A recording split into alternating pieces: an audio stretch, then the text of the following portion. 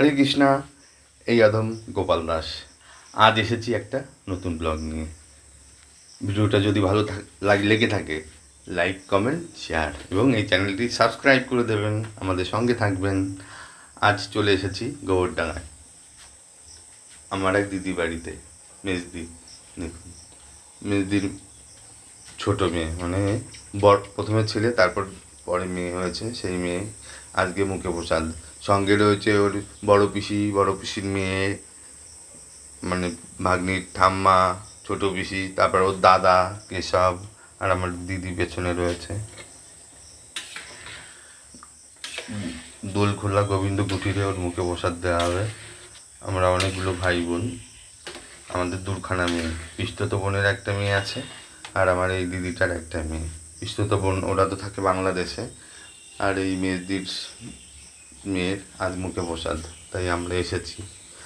আর এই বাচ্চাটাকে নিয়ে যার বেশি উদ্যোগ ছিল, সেই বোনটাই আজ নেই, আমাদের ছেড়ে চলে গেছে। ও আজকে থাকলে বেশি খুশি হতো। ওর জন্মের আগে থেকে আমার মেয়েদি একটু শারীরিক দিক দিয়ে অসুস্থ ছিল, কিন্তু সমস্ত কিছু ট্রিটমেন্ট, ডাক্তার দেখানো, সব জায়গায় নিয়ে যাওয়া সব আমার বোন করেছিল। এখন কি করব, সে তো আর নেই, তাই আমরা চলে এসেছি। আমি কেশবের মা কেশব। দেখুন আমাদের ভাগ্নিটা মুখে প্রসাদ নেওয়ার জন্য রেডি। পুরোহিত মশাই প্রসাদ দিয়ে দিয়েছেন, আমিও ভাগ্নিকে মুখে দিলাম প্রসাদ। ও চেটে পুটে খাচ্ছে। প্রসাদ তো চামচের তলায় লেগেছিল, ফেলানো যাবে না,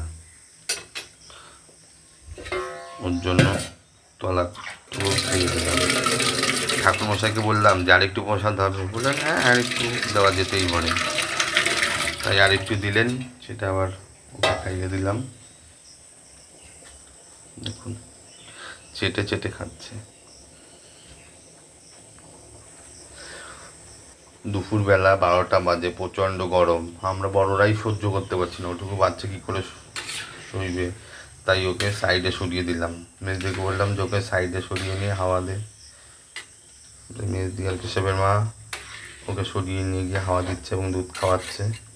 ওর বাবা, ছোট পিসি, ওরা তো কেউই আসেনি, বাইরে বসে রয়েছে। গরমের মধ্যে কি করবে, কিছু করার নেই। মন্দিরটা অনেকটা বড় জায়গায়, যে আয়ুষী, ওর কথা না বললেই নয়। ও বলছিল মামা তোমাকে আমি ভিডিও শ্যুট করে দেবো ওখানে। আমি যে ঠিক আছে দিস না। ও সুন্দর ভিডিওগ্রাফার, দারুণ ফটোগ্রাফার, ভালো ভিডিও তোলে। দেখুন আমাদের ভাগ্নিটা দুধ খাচ্ছে। আমাদের এখানের কাজ প্রায় শেষের পথে, আমরা এবার বাইক দিকে রওনা হব।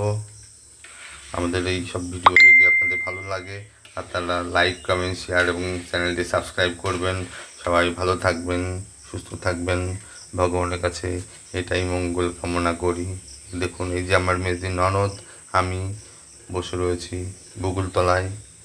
বিকালবেলা এখানে পরিবেশ খুব সুন্দর হয়, সমস্ত ভক্তরা মন্দিরের সামনে আসে এবং পরিবেশটা খুব সুন্দর,